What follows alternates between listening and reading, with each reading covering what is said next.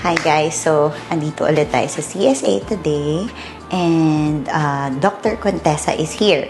So excited ako kasi birthday treat niya sa akin to. So ang gagawin natin today is Radiesse dito sa nasolabial fold ko on this side since dito yung problem ko with Bell's palsy. Tapos lalagyan daw niya ako ng konting cheek support. And I think konting dito sa jaw. So, I'm not sure on that part. And then, mag-Restylane dito sa under eye since medyo hollow na yung under eye ko. And then, juvelook of course for the skin. So, yun ang mga gagawin natin today. So, very excited ako kasi si Doc Contessa yung gagawa also today. So, let's go guys! Good day everyone, Dr. Contessa here from CSA Medical Aesthetics, and we are with Nicole, and for today we're working on the so-called triangle of youth. Last time we did the temple and the chin, and right now we'll also work on the zygomatic arch and the angle of the mandible to further lift, and also we want to create balance and harmony on her face. She's so young looking. I don't want to ask her age anymore because she looks so young. Okay, so let's start the procedure.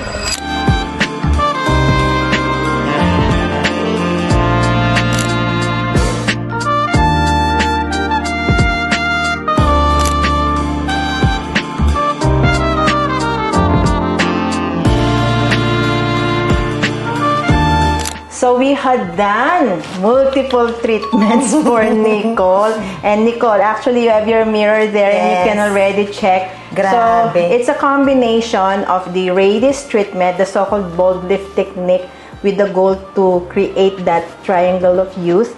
And we targeted the foundational tissues from the temple to the lateral cheek, even to the piriform fossa there, and then also a bit on the angle of the mandible. And then the under eye, we use our Restylane product to improve the hollowness in the under eye, also to improve that volume loss and the skin laxity. And then also overall face. Yan, yung tinatawag na juvelook treatment with our multi-micro needling device called the Bella Pro.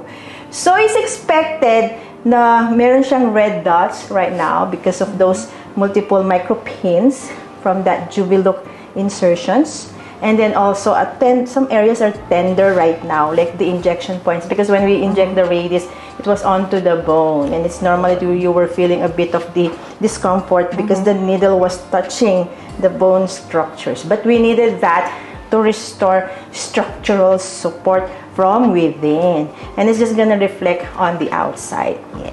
Yeah. And then a while ago we did balancing also, like finishing touches, like I balance left and right side. And it's normal that we have asymmetry talaga. Ang kaliwa at kanan hindi perfectly equal. So all of us, we have that kind of inherent asymmetry.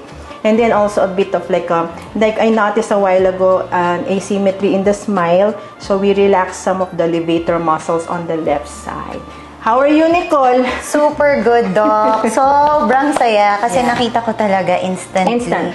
Exactly. Nag-fresh yung eyes ko. Yung mga na-notice ko, Doc, na mabilis yung eyes. Eye area. Yung contour nung etong triangle na to. Yes. Para kung nag-fresh bigla. Ganon, ang galing. Instant nga talaga. Plus yung nasolabial fold, improve. Yeah, kasi sobrang lalim nito. Yeah, sobrang lalim a while ago, but there is an instant elevation nung lubog na part.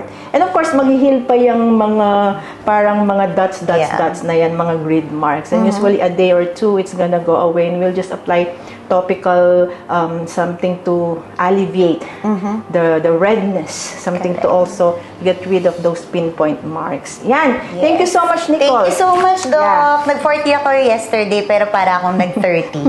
Galing.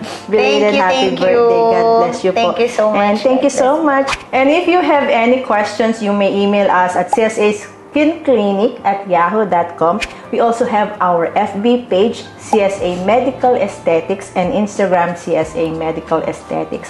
Our clinic is located here at the Infinity Shop, Pulong Maragol, Angeles City. We have our contact number 0933 860-9193 or